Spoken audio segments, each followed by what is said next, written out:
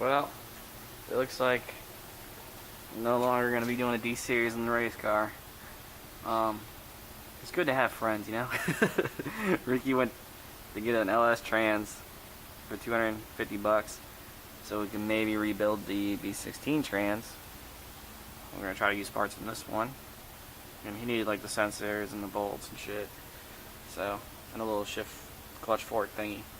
And then in a package deal, he got the shift linkage, and then he got this, which is a B20 for free, pretty much. Dude threw it in.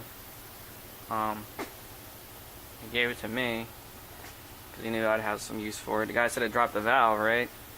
And as you can tell, the engine's pretty dirty and just beat to shit, so I didn't really have high hopes for this one. I was like, well, we could probably use it for something.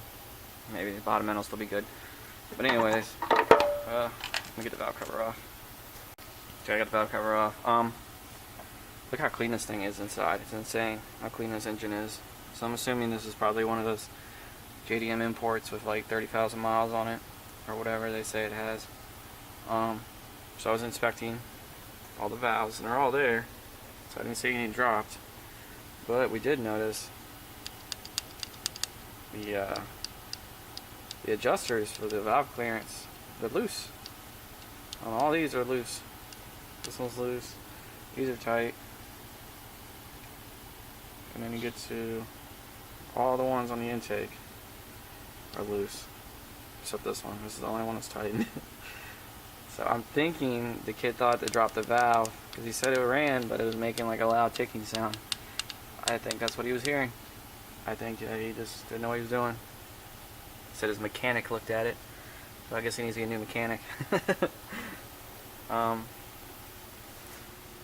don't know. It looks like it was burning oil though, because that's pretty nasty. All these ones are pretty clean. So I'm gonna like adjust the valves correctly and then turn the engine over. I mean, it turns over fine. It feels like it has compression, so I don't know. It might be good. I'm gonna adjust the valves and turn it over, and yeah, and hopefully, I don't think any of the valves are bent. They'll at least tell me if the valves are bent or not. For the most part, I mean, it's not like a guaranteed thing, but I mean, I've seen them where they had bent valves and you need to adjust the play out of them, and then the motor will no longer turn over. It gets like locked up feeling. So, but yeah, this thing's pretty beat to shit. I mean, it looks beat to shit, but the inside's pretty clean, at least in the head, so I guess we'll really know. But then the one thing that worries me is that if they didn't tighten these up, I wonder what else is not tightened correctly in like the bottom end and all that shit. So, I don't know. I don't know if they actually took the engine apart, or maybe they're trying to fix the problem. So, I don't know. I don't know what they did. I mean, there's a lot of bolts on it, like a lot of holes I'm going to have to re-tap. Like the ones for the power steering bracket. But I mean, I'm not going to run power steering, most likely. So, I'm not really worried about the post mount, the bolts. Like this one's kind of gummed up. But I'm thinking I can use a thread chaser and fix it. Same thing with this one. Kind of dickered. I mean, I don't know. It had a flywheel on it, so we're kind of happy about that for Ricky's car, but that shit's like all grooved the fuck. And it's like some cheap ass eBay one anyways. One of those XTD ones. So yeah. The B20B though. And it is the high compression too, which is surprising. It has the knock sensor, so as far as I can tell, it's the high compression one, or at least the one that's in the middle. But yeah, it came with all the accessories. I mean, it's got a distributor and an LS intake manifold. The manifold's missing like bolts too. So this thing must have ran like shit, to be honest with you. There's no way in hell they had this thing running good. Like some of the studs that hold the fuel rail on are like snapped off. Just like 2 bolts holding it on. The valve cover had like a bunch of random ass like nuts holding it on. So I don't know. I'm gonna pull her apart. I haven't decided what I want to do with it yet though. Like I kind of want to put it in my Integra and do like the B20 VTEC and the Integra. Like use the B16 head that's in it now. But then I kind of like, I have a GSR head, the head that came off the original GSR that was in the Integra when I got it. It was blown up. To me, the head looks good, surprisingly. I don't think the pistons hit the valve when it broke, but I don't know, I kind of little sketched out by it. With all the metal and shit going through it. So, I don't know, I still have the intake manifold for it. And, yeah. So, I mean, I could probably use the head and do like a B20 VTEC and then put it in the Civic. Or put it in the Integra again, and then pick the B16 and put it in the Civic. But, I don't know, I haven't decided yet. I mean, the B16 runs so good in the Integra, but I daily the shit out of it, so I feel like maybe I should just put a B20 in it and then put the B16 in the Civic, since that's just going to be the daily, you know, the beater race car, budget race car I have. But then again, I kind of just want to build this motor up a little bit and just put it in the Civic and go have fun, you know what I mean? Because that car is, I kind of want to, you know, actually have like a somewhat fast car, I guess. I don't know. So yeah, I'm going to do a quick little valve adjustment on this real quick, just out of curiosity. I mean, I'm probably not going to run this head, so I don't really care, but I don't know, I just kind of want to do it for shits and giggles. Okay, I got the engine pulled out. I'm going to do like a basic how to do a valve adjustment on a B20 or LS. The VTECs are different, B16s and GSRs, Type Rs. The way the cams are set up, they're a lot different. They got like these big bars that go across. They're pain in the ass. You get the feeler gauges into. These are very easy, LS and B20s. Basically, you want to start at top dead center. You want up and up. You want your two pointers pointing at each other. Also the line on the timing belt cover. It doesn't have to be perfectly at top dead center, but you want it close. So that would be number one. So you want to make sure the lobes are off the rockers. And then you also see that they're pretty loose. Basically, the exhaust is a thicker feeler gauge. It's actually 0.006, the exhaust. That's on the tight end. And then the intake is pretty tight. It's actually 003. You're going to stick it in between the cam and the little pad it rides against. So you're going to put it in there and feel for it. You want like a little bit of drag. This is like stupid loose. Or another way is to jam it in there like that and move the rocker up and down. If you can move it like this, then it's way out of spec. And then you're going to need a 12mm wrench to loosen the nut, and then you're going to turn the thread, the screwdriver. You're going to use a flathead screwdriver, turn this, and then you'll be able to adjust or loosen. Same thing with the exhaust. So yeah, I'm going to do the first cylinder and then we'll go from there.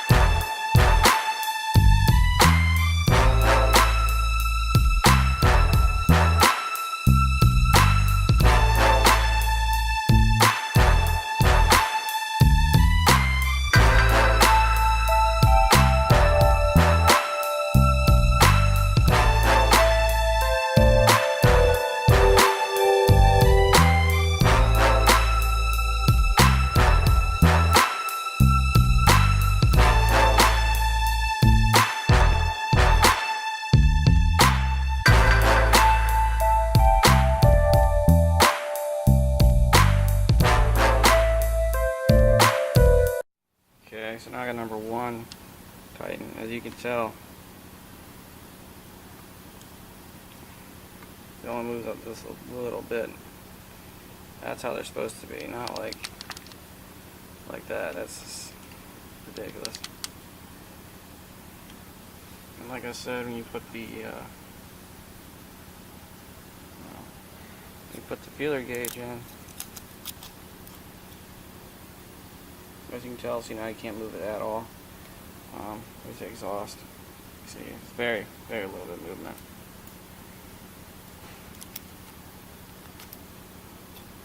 See, now it doesn't move at all. So that's how you know, and you can have like a little bit of drag, you can feel it. kind of hard to explain. I mean, you kind of just have to do it. And then you'll get the feeling down. So let's move on to the next cylinder.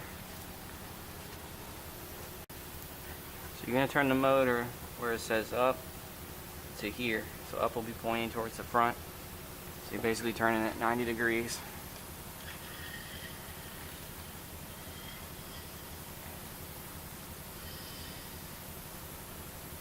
Like that. And then that'll bring up cylinder number 3. As you can tell, both lobes are pointing towards the front, rear. And they're loose. So then you adjust cylinder number 3. After you do cylinder number 3, you're going to turn it another 90 degrees until they're both pointing down.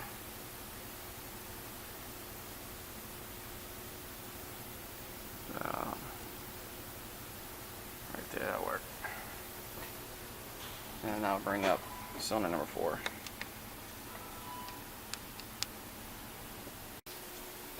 After cylinder number 4, I'm going to turn them another 90 until they're both pointing to the intake. And then I'll bring up cylinder number 2, which is the final, the last one. After you're done with that, you're pretty much done. And that's pretty much how you do the valve adjustment on these motors. Yeah, not too difficult. You gotta make sure the engine's cold. You don't want to do it after you've been driving it because that spec is when it's cold. So if you cannot put your hand on it, like being burned, it's too hot. It's better to let it sit overnight and then do it if you're gonna do it in a car. At least that's what Honda tells you. So yeah, I did all the valves. As you can tell, they're a lot tighter. And I turned the engine over a bunch of times. It feels really good. So I'm thinking that maybe that's the problem they were having.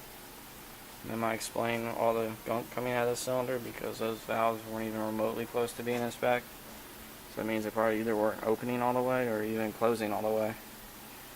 Because none of the valves were correct in this thing. So, I don't know. I'm still going to take it apart though and check it out. See if there's any burnt valves in it, because that could have happened with them being too loose. It looks worse on camera than it really is. But the cams look fine. There's no like grooves in them or nothing. So, I don't know. I haven't decided. Like I kind of want to build the same cam in the Civic, but then again it's like if I just put this motor in, it's about the same horsepower as whatever that single cam is going to put out. You know what I mean? Even in stock form bolt-ons, it still would be a whole lot better than the single cam ever is going to be. At least, I don't know. I never really had a B20 on a Civic, so I wouldn't know. I'm assuming with the torque this thing puts out, it's probably going to be a hell of a lot better than the single cam ever will. So, yep, stay tuned. I got the core support for the Civic, so I'll probably be working on that maybe this weekend. Getting the front end put together. And then, yeah.